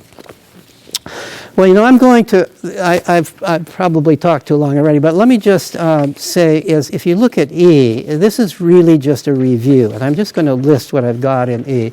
I want to point out that what I've talked about here really could fit into a book on child development. And the theme of this book on child development would be that every single aspect of children's development is promoted by play. And not only that, but play is the best promoter of that aspect of children's development. It's not just that play does one thing for children. Play does everything for children that is important for them to develop. I'm not saying that there aren't other things that children should be doing, but never, ever should we be sacrificing play for something else, because play is by far the most important engine of children's development. To take away play is a bit like taking away food and water and oxygen so they can spend more time doing their homework. So this is what I was, play and physical development. Children develop strong heart and lungs. They develop good graceful movements. They develop coordination through play. We see a lot of uncoordinated kids these days. We see a lot of obese kids these days. You didn't see them in the 50s because not because our diets were better. The diets were worse. We ate chicken fat, we ate lard, we drank a lot of soda pop. The diet, it's not because of diets, it's because we're preventing our children from the natural form of burning off calories and building muscles and heart and lung and so on by putting them in sedentary activities so much time. Play and intellectual development. So I want to draw a distinction between academic skills and intellectual skills. There's a clear distinction. You can teach academic skills. You can't teach intellectual skills. The difference is this. Academic skills are procedures. So they're algorithms for adding up numbers, or they are memorizing the alphabet, or they are learning the sounds of the letters. These are things you can teach. They're rote things. You can teach people the names of the capitals of the states. You can teach people all these kinds of things. All of that can be taught. You don't need to teach it in this day and age. You can just find it here. But this is what you can teach. This is what schools can do. You cannot teach people to think deeply and clearly. You can only allow them to do it. You cannot teach people to be creative. You can only allow them to do it. Children are naturally thinking beings. They come into the world thinking, trying to figure out the world. They're trying to understand things. And they need to do it in their own way. Everybody does it in their own way. They need time, opportunity to do it in their own way. And when we don't give them that time and opportunity because we're so bent on teaching them academic skills, we're preventing them from acquiring in their own natural ways the intellectual skills that would then make the academic skills easy. A child who has an intellectual understanding of what reading is all about and why I would want to read and the fun of reading and really wants to read, it's easy to learn to read. I've seen kids learn to read very, very quickly. There are kids who know how to read before they're 4 years old. They don't have different kinds of brains than other people. They just got interested in reading and they wanted to learn to read and they learned to read. I've seen kids learn to read much later in life. They had no interest in reading. And then they decided they were interested in reading. They reached the kind of an intellectual reason, a drive, a motive, a self-motive for wanting to learn how to read, and then they learned how to read. It's not hard to do. Similarly, I've seen people learn all the math they needed to do well on the math SAT test in 6 weeks, who never studied math before in their life. And it wasn't even a difficult 6 weeks. Why? Because they decided themselves they wanted to learn that math, and they went straight to it, and they did it very quickly and easily, and they acquired the math. This stuff that we teach in school is not hard to learn when the person wants to learn it. But we can't make the person want to learn it. That has to happen.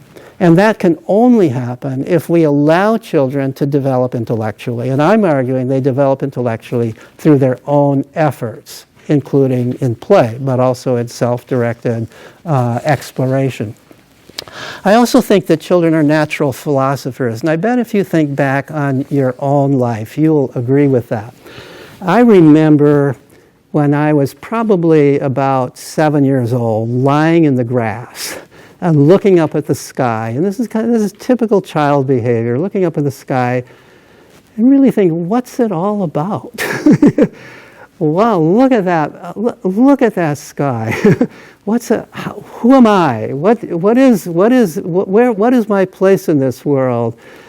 And really thinking about that, and really pondering that, and then turning around and looking down and looking at the ants in the soil, and thinking, there are so many more ants than there are human beings.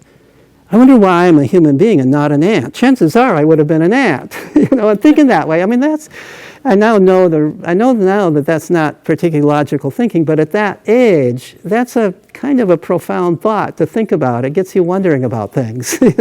Why did I turn out to be a human being instead of an ant? The chances of being an ant are much, much greater. And what would my life be if I were an ant? And what does it even mean to be a human being? And my God, why am I a human being? What were the chances I would have this particular mom?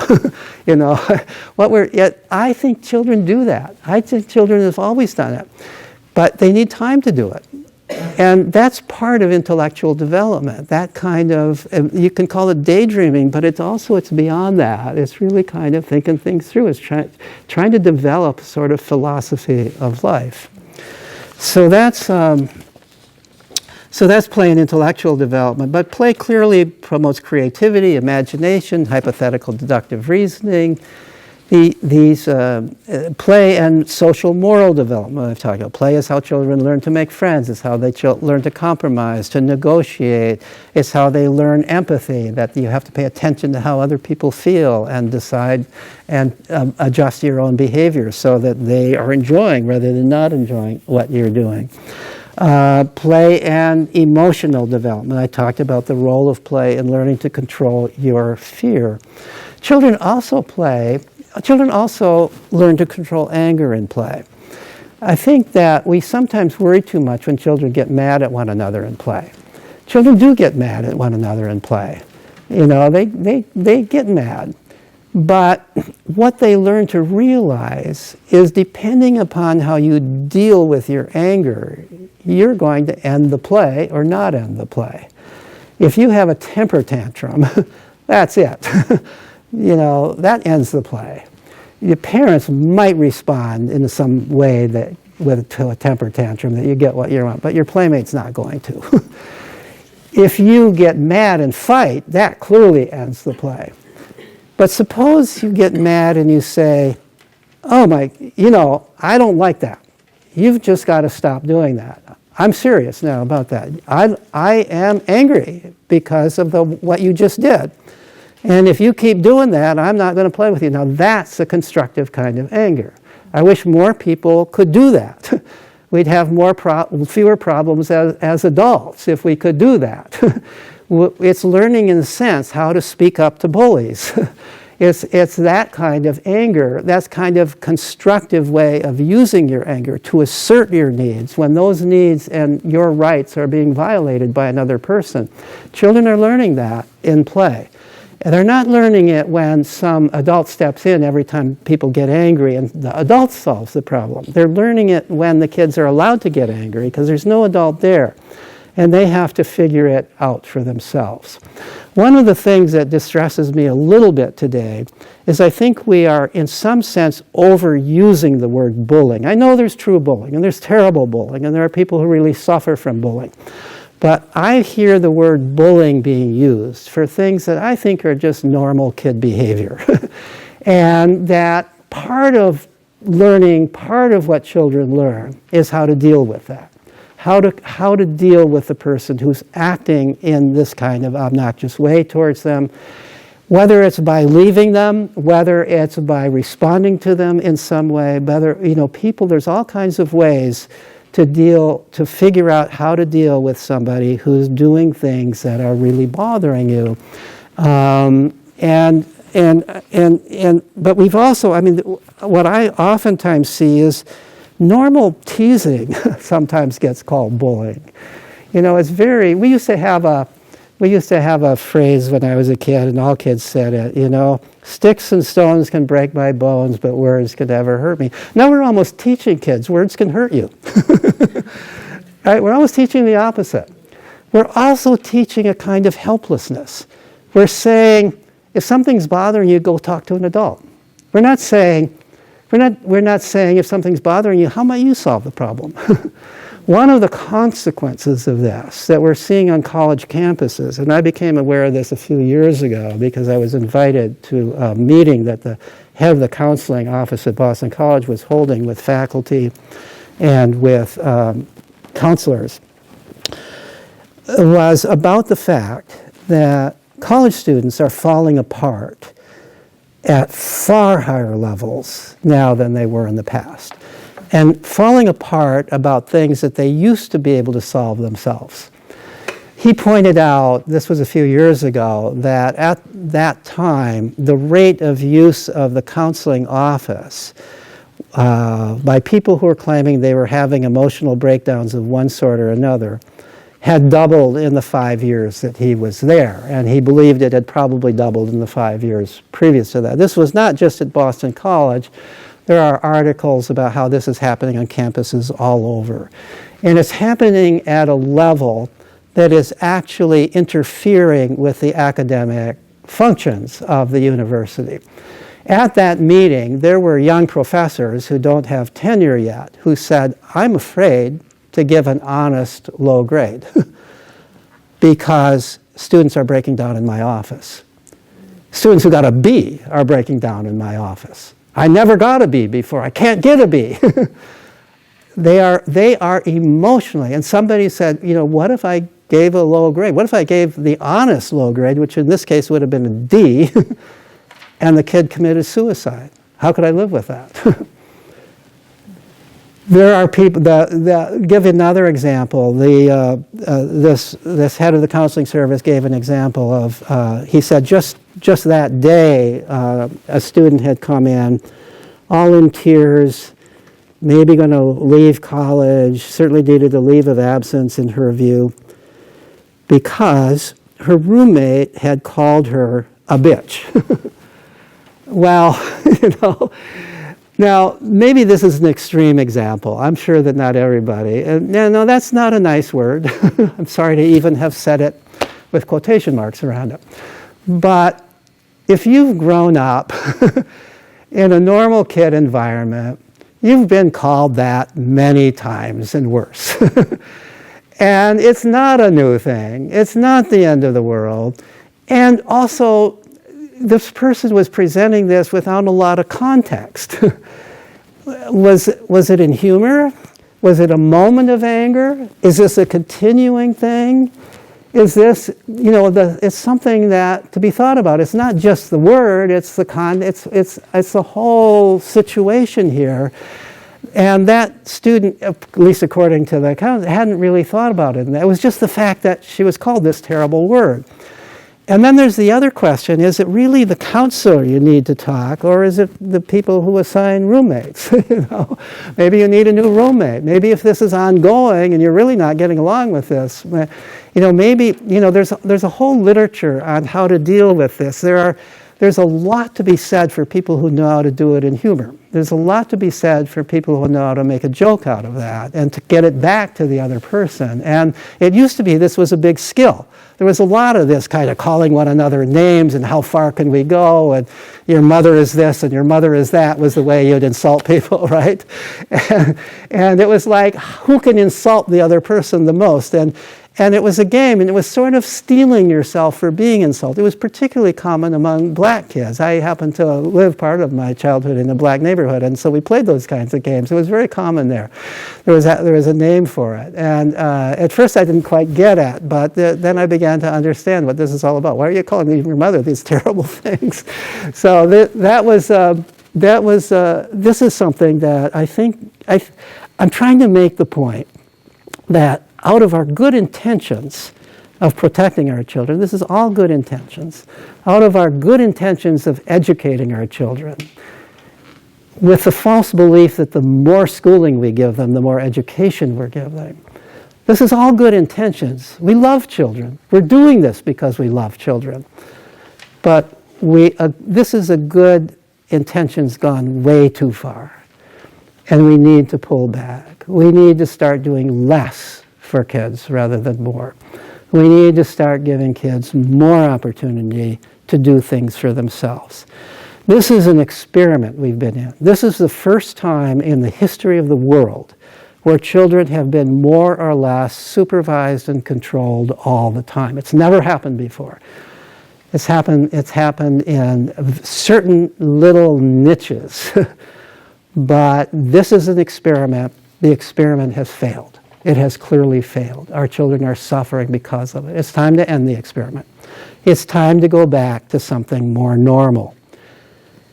Whether more normal is school the way it was done in the 1950s, lots of recess, no homework, joyful things in school, creative things in school, take away the damn tests, take away the damn standardized tests, because these are driving people, it's not that the tests themselves are driving people crazy, but it's the tests that's driving our school system crazy. It's the tests. Bring back the hour lunch for the kids. I think that would take a lot of stress off of them. Just taking that away would take some stress. Go back to that hour. I used to go home for lunch. It was great. Yeah. You got to see your mother. You got to sit and have a nice Yeah. lunch. I agree. Some of the things should go back. Yeah. Everyone should have a nice, peaceful lunch. So I'm going to end here, but if, and I've gone longer, I'm sure that many of you expected, but if you need or want to leave, do. If you have questions, I'm happy to entertain questions. Yes? Not a question, it's more of an observation. I really appreciate this talk. So you said as kids we like to play. I grew up like playing all the time, Yeah. pretty much. So I remember playing family, and now I'm a mom myself. I took away, like from childhood playing family to a reality playing family. And what am I actually doing here, trying to get new rules for how to be a parent, to raise my own child? I don't think play ever stops. I think we just You don't think play create new what? rules. I think we just create new rules around play, childhood play. And I think even what we're doing right now, I mean, I could be wrong on this, it's just my observation. I think it's just we as parents are actually playing too. We're just grown-up kids playing, because I don't think it ever stops. And it's, you know, we need to allow ourselves to have more freedom in our schedule so our kids can see that. Right. And then they can play more. But I think our time is so scheduled that we need those activities for the kids, because we don't have the same family structure. Like we don't have the grandparents, the cousins. But I don't think I think that it is true that part of the problem has to do with the way families have changed. But I don't think, so in the past, parents paid less attention to their kids. They shooed the kids out of the house. You know, the refrain of every mom was, get out of the house. Don't come back until the streetlights are on if you lived in a city. That was what parents said. And so now we say, don't you dare go out of the house, because I might be arrested as a negligent parent if somebody sees you out there on the street. That's how society has changed. And moreover, the brave parent who does send the kid out, there's nobody to play with. And what is it the kids want to play? They want somebody to play with. And we don't right now have a world where kids can easily find other kids to play with, unless they go to some kind of organized sport, and then it's not play, as I'm arguing, or they're going to some kind of a 4-H group or something like that. They may play between the cracks. They may get some play in there. They do. But they're not just spending hours and hours of playing, which is I'm arguing that they need. Now, one of the issues that often is asked of me, and I thought maybe for a moment you were asking that, but I'm not sure you were. I wasn't asking anything. You were making a statement. Yeah. Okay, but one of the things that I want to comment on here, one of the questions I'm often asked by parents is, well, I play with my child. Should I be playing with my child or not? And I have to think about that. And when I used to be asked that a lot, and then I actually wrote a blog post, should I play with my child? And I started to, as research for the blog post, I Googled playing with my child. And I found all these, mostly from moms, saying, I know I'm supposed to play with my child. And I know I'm supposed to let my child take the lead in this play. I'm not supposed to dominate the play. But let me be honest, the mom says, I hate playing with my child. And so then the story goes on. And so one of the moms said, I hate playing with my child because my child wants to play this particular game. It involves some kind of swinging a hoop or something. That's all he wants to play. And he insisted I play that with him. And she says, I'll admit it was fun the first 500 times, but then it got pretty tedious, and I don't want to do it anymore. And then another mom says, my daughter wants to play this fantasy game. So it's a make-believe game. But she tells me exactly what character I have to be, when I'm allowed to talk, and exactly what I'm allowed to say. And so my response in describing that is this mother was not a playmate, she was a prop. You know, she was being bullied by her daughter, and she was letting her daughter bully her. And no self-respecting child would allow that to happen. So moms, I think, were making that mistake. They believe that it's let the child take the lead, and it's my job to do what the child wants to do, whether it's fun or not. And my point is, it's not play if both partners aren't having fun. I think there are ways that adults and children can play together. I think that should never be the primary. That should never be the bread and butter of play. It should always be with other children. Because there's too much, age-mixed play among children is good, but there's too much difference between an adult and a young child. You don't have the same sense of humor, you don't have the same energy, you don't have the same willingness to do the same thing over and over and over again that a child has. You don't have, and you're on a different plane of authority. You can't help but be on a different plane of authority. The child sees you as an authority figure. It's not the same as arguing, debating with another child.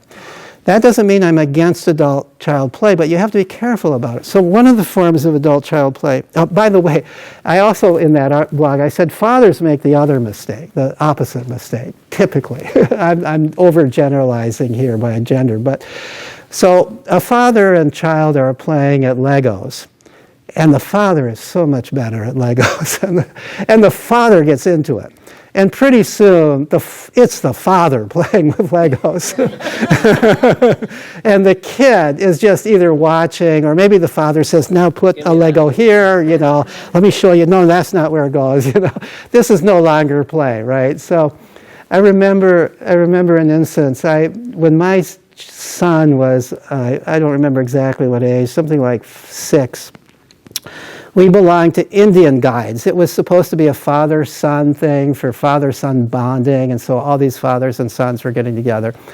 And so they had this event where, of creating these little cars, I forget what they called them, you get this car, and then you're supposed to take it home and paint it and make it really fancy and bring it in.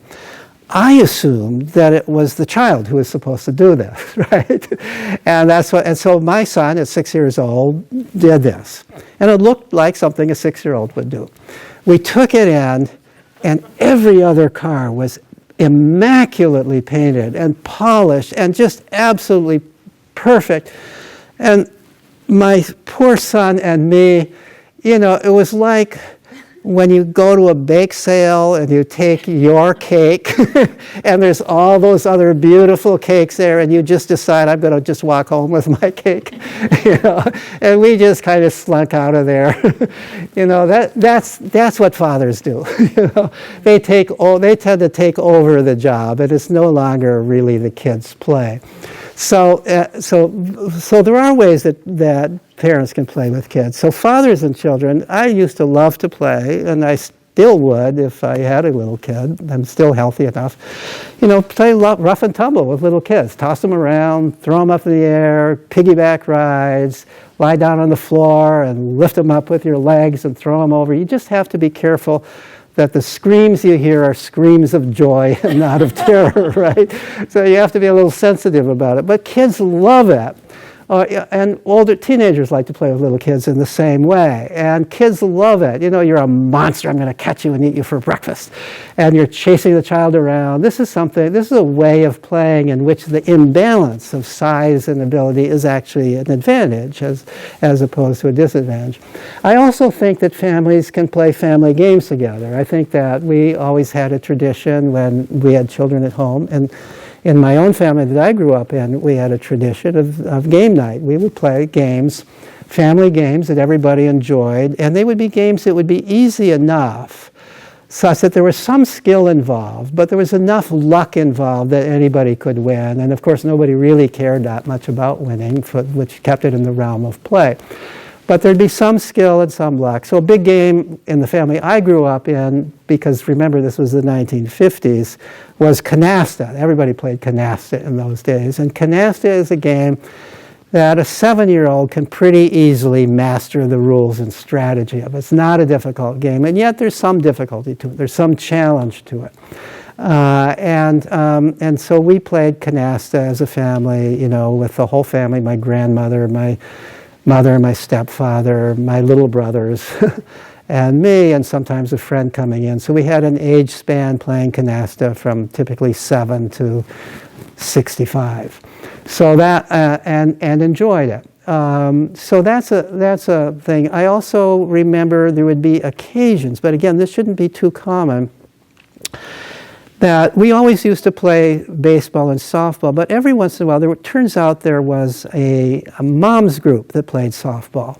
And sometimes they would invite the kids to join them. And that was kind of special, that we kids, you know, who were 7 or 8 years old would join the adults in playing this game of softball. And you know, we weren't all that much worse, but we could play softball, and it was kind of special that we were playing with the adults.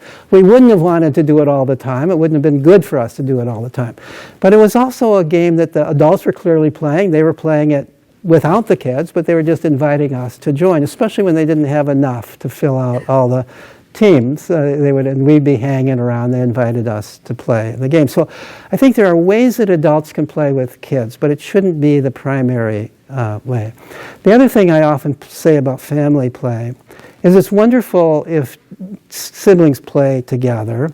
It's good in that sense to have more than one kid, but I don't think sibling play takes the place of playing with kids who aren't your siblings. The difference is you have to earn your friends. You don't have to earn your siblings. Your siblings can't say, I'm leaving and going home. They're stuck there. You can bully them and get away with that as long as you hide it from your parents.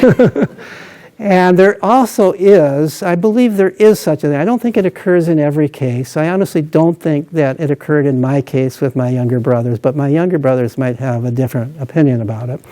But I also think there is such a thing as sibling rivalry and sibling jealousy that colors the play. That is different from if you're playing with friends outside of the family. So I sometimes hear from homeschoolers homeschoolers often have big families. That's almost part of being a homeschooler. And so homeschoolers tend to have big families, they like kids. And they'll say, well, we don't really need, it doesn't matter that there aren't other kids around because we've got so many kids in the household. And I don't argue with them, but I do pose the suggestion that they might gain something by playing with other kids who are not siblings, who are not automatically connected with them. Any other thoughts or questions? I just wanted to say, I appreciate everything you said and agree with everything you said. Identify yourself, though, why? I'm a adjustment counselor here at the high school. So I see like the results of kids not playing. You see what? I see the results of kids not playing. Yeah. Like when a kid comes into my office the first time, you know, I'm like, what do you do for fun? And they just, what do you mean? You know, Yeah. my phone, you know, TikTok, but that's not what I wanted to say. I thought the silver lining of COVID was going to be kids playing. Yeah. I live here in Winchester, and there's 6 families in my street that have elementary school kids. and I watched the families progress in closeness. Yes, You know, like first they were playing street hockey. right, The kids had to stay, Right. 6 feet apart. But as the whole time at home extended, these kids finally got to be free-range kids, and this is in the Lincoln district. I don't know. free-range kids within a certain realm, You know, right. it's just so nice to see. I agree with They're you, still playing street hockey. Yeah. Like it stayed. which you never see otherwise, right? No, I mean, Yeah. I lived when I was raising my kids here in Winchester. Yeah. I walked to Lincoln, Right. kids to school, and then we got bused to Park to a different school for 2 years. Yeah, And when the bus came the very first day, Yeah. there were 17 kids in my neighborhood. We only knew 5. yeah. I had never Yeah, seen the other 12. let me tell a couple of stories about that. First of all, in terms of my own observations, I do a lot of bicycling. Unless there's snow or it's really cold, I go bicycling every day. And I bicycle through Millis and through some of the surrounding towns when I live. And I know there are kids there because I see them waiting for the bus, with their parents standing right there as if somebody's going to snatch them away if the parent isn't there while they're waiting for the bus. I see one family where this is a digression, but it's so ridiculous, where the parents, their house is set back a little bit from the street. The parent drives the car up to meet the child in the car as the child gets on, and this is not a baby, this is like an 8-year-old, and then drives the child back to the house. So this is the ridiculousness that we've got in terms of the way we're treating our children. But I never would see kids outdoors playing until COVID. And then I would see them outdoors playing, and I'd see them, just as you're describing, in some places playing old-fashioned games, playing badminton, I saw kids, bicycles sold out in this state during this time. Kids who never had time to ride a bicycle, never knew how to ride a bicycle. Suddenly, bicycling was something you could do. You had time to do it. You had, your parents might be home because they were out of work and they could teach you. I must have seen at least 4 or 5 cases of parents teaching their child to ride a bike for the first time. In some cases, they're not young children learning how to ride a bike. Well, it's about time, But COVID's over. I don't see them out anymore. We also, I helped to found an organization called Let Grow. Lenore Skenazy, who wrote the book Free Range Kids and who coined that phrase, Free Range Kids, is the president of it. But she and I are the principal initiators of this organization. And one of the things I'll tell you a couple of things we did. One of the things we did is during COVID, we did a major survey of households across the country about how they were dealing with COVID. And we chose households that had a child, at least one child between the age of 8 and 13, middle childhood. And the schools were closed down in middle of March for the most part, and we did the first survey in the middle of April, so it was 1 month after schools were closed. And we surveyed 1,600 families, balanced by economic category, balanced geographically, balanced by race, so that it was a demographically representative sample of American families. In half of the 1,600 families, the questions were addressed to the parent, to at least one of the parents, and the other half was addressed to the kids. We asked questions like, is your child, to the child it was, are you more anxious or less anxious now than you were before the lockdown? We asked the parents the same question, is your child more anxious or less anxious? We also asked the parent, are you more anxious or less anxious, right? We asked the parents, are you having more conflicts or fewer conflicts with your child now than before? We asked the parents in an open-ended question, are you surprised about anything about your child? Are you learning something about your child from this? We asked the children, how are you spending your time? What are you doing with this? And I wrote an article. You can find the article. It's one of the things one of the articles I refer to on the handout. And you could easily find that article and download it free. But I published in the American Journal of Play, and the basic finding was, all in all, the children were less stressed, less anxious during the lockdown than before. Everybody was predicting this is going to be terrible for children. Going to be terrible for families. How are they going to deal with their family, and how's the family going to deal with them? The parents said very clearly, not every parent, of course, but statistically significantly, I am having fewer conflicts with my child than before.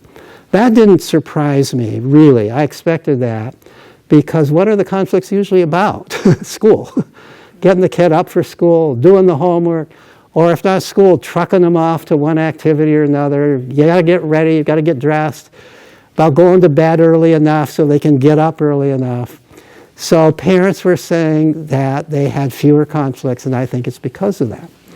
What surprised you about your kid? I got responses like, I never knew my child wanted to cook, and my child is now cooking meals. That was not something we ever thought of before. The child's job was homework before, right? And the child is cooking. Cooking actually turned out to be a pretty major thing. A lot of them, not surprisingly, said my child was learning to ride a bicycle. A lot of them said, I was afraid, parents would say, I was going to have to amuse them all the time. What I'm discovering is I don't. They figured out ways to amuse themselves. They figured out, and then the children talked about things.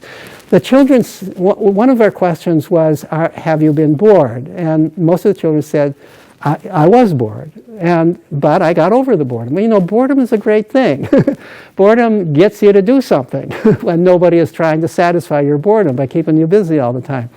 So I got over my bored. I started doing this art project, or I started reading books. The other thing Mom said, it's so delightful to see my child reading books that my child wants to read instead of my making him read those homework books, right?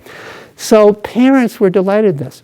Now, I am not surprised that homeschooling doubled as a result of COVID. There are now, before COVID, 5% of American families were homeschooling their children. It's now 11%. It's now 11%. It increased especially in African American families. I'm not totally sure why, but it increased from 3% to 16% in African American families. Something about the COVID experience, and it's not surprising to me from that survey we did, something about the COVID experience led people to realize my child may be better off not going back to school. And the other thing that a parent said, all right, so these were parents of smaller kids, said, so my child is starting, we also did this study, the same study, again with a new sample of 1,600 in a month later in May. And especially in May, some of them were doing school online, regular school online, Zoom. And the parents were saying, so I have to sit with my child and watch this. And for the first time, I am realizing that my child's wasting a lot of time. These are not things my child needs to know, or my child already knows that. And some of them were saying, I never thought I could homeschool, but now I think I could. I could do that. And I could do it in a way, because I know my child in a way the teacher can't know my child. I could do it in a way that my child would be happy learning it. And we wouldn't read that. We would read books that the child wants. We would study the kind of science my child is interested in instead of what the curriculum says.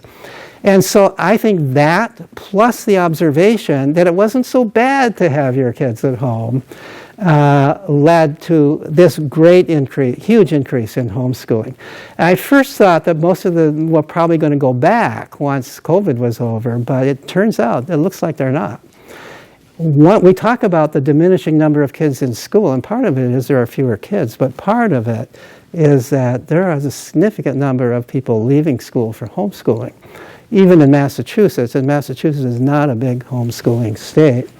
So that's now the other thing I can say about what we're doing with Let Grow, we're working with schools. So, I'm not totally against schools. I think that schools can be places that can be healthy places. So we're working with schools that want to work with us. And by now there are several hundred schools that are doing some of the Let Grow exercises and projects, bringing it into the school. So one of them, which was kind of my invention in a way, is what the schools call Play Club. So Play Club is an hour a day, not an hour, it's an hour a week. It's only 1 hour a week, not anywhere close to the amount that children need to play, but it's something. So an hour a week, full hour of free play, age mixed, where all the kids in the school, ideally, are playing together. Some schools, if they're too big, they can only manage half of the kids, and they do it in a balanced way.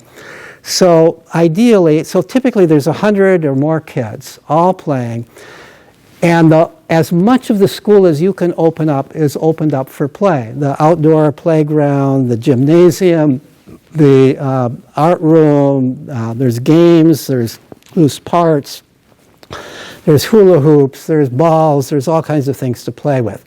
You can play physically outdoors, or you can play puzzles indoors, you can do whatever you want.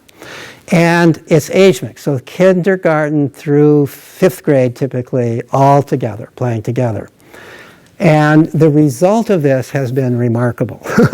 At first, some of the schools were afraid to do it. Some of the parents were afraid. They thought the older kids would bully the younger kids. I argued they won't. Older kids will help the younger kids. They'll nurture the younger kids. The bullies will become nurturers instead of bullies because the younger kids are around. No fun bullying a little kid. Older kids like little kids. They become nicer. I've done research on age mixed play. I was convinced of that. And so I told them all this, and they didn't necessarily believe it, but I am getting messages now. We're seeing this all the time.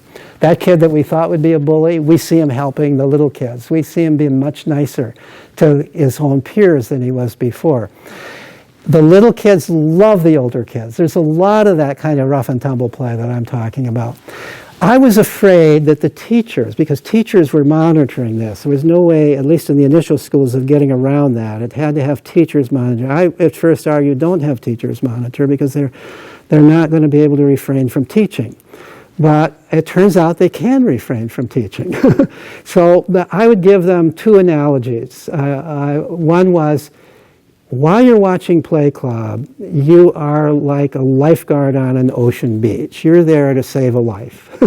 You're not there to tell people what to do. You're not there to tell them how to play better. You're not there to worry about little scrapes. You're not there to worry about little scuffles between people. You're not there to be tattled onto.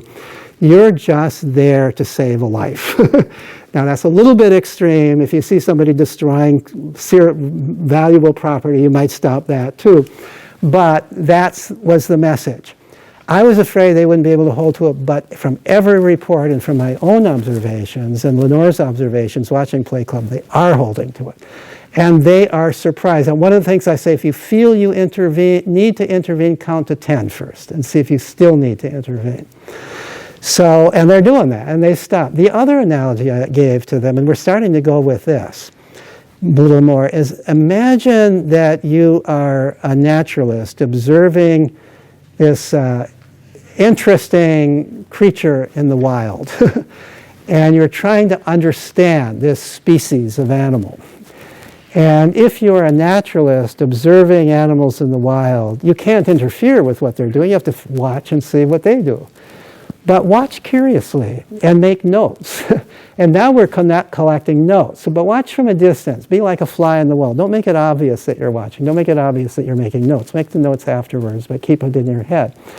And they're making really interesting notes about things that surprise them or they observe them. They're, for example, there's this one child who is kind of a social isolate. He's afraid of other kids, and he has difficulty with other kids his own age, and everybody was worried he would just be lost in there and he'd suffer.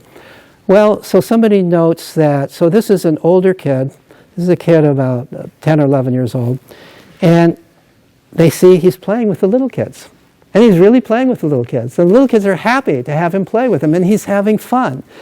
It's almost doing what a therapist might advise of how to get over a fear. Start with the lowest level of fear.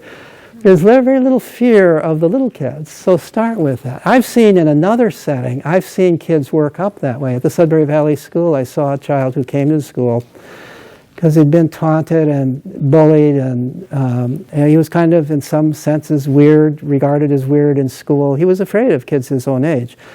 And he came to school at about age 10 or 11, and he At first just played with the little kids. And then he worked his way up, was playing with older and older kids all along until pretty soon he was comfortable with his own peers. It also turns out he was also comfortable with the much older kids. So he was comfortable at either end, but not with kids his own age. He was terrified of kids his own age, but by playing with the others. So age mixing helped to solve that problem. And one of the teachers noted that. And another teacher noted that there was a special needs kid who was a very serious special needs kid. And this was a younger child, and some of the older girls adopted him. And they played all kinds of games with him. They loved him. He became their child. And they said, I've never seen this child happy before, and now this child is happy in this situation. So it seems to have been especially valuable for the kids that initially they were most worried about, that they would be lost in this situation. But kids are pretty amazing, especially in an age-mixed environment where there's no limits on what you can do. The difference between play club and recess is, first of all, it's longer, it's age-mixed, and there's no rules. There's nobody intervening. I've seen recesses where the rules are so ridiculous that, I've seen recesses where tag isn't allowed because it involves touching, or somebody maybe pushes somebody down and get hurt. I saw one school where they have recess where the rule is you can't play a character from a video game. Why? Why can't you play a character from a video game? These are the characters people know, We're going to have to. I'm going to have to stop. Yeah, so. Okay, so thank you.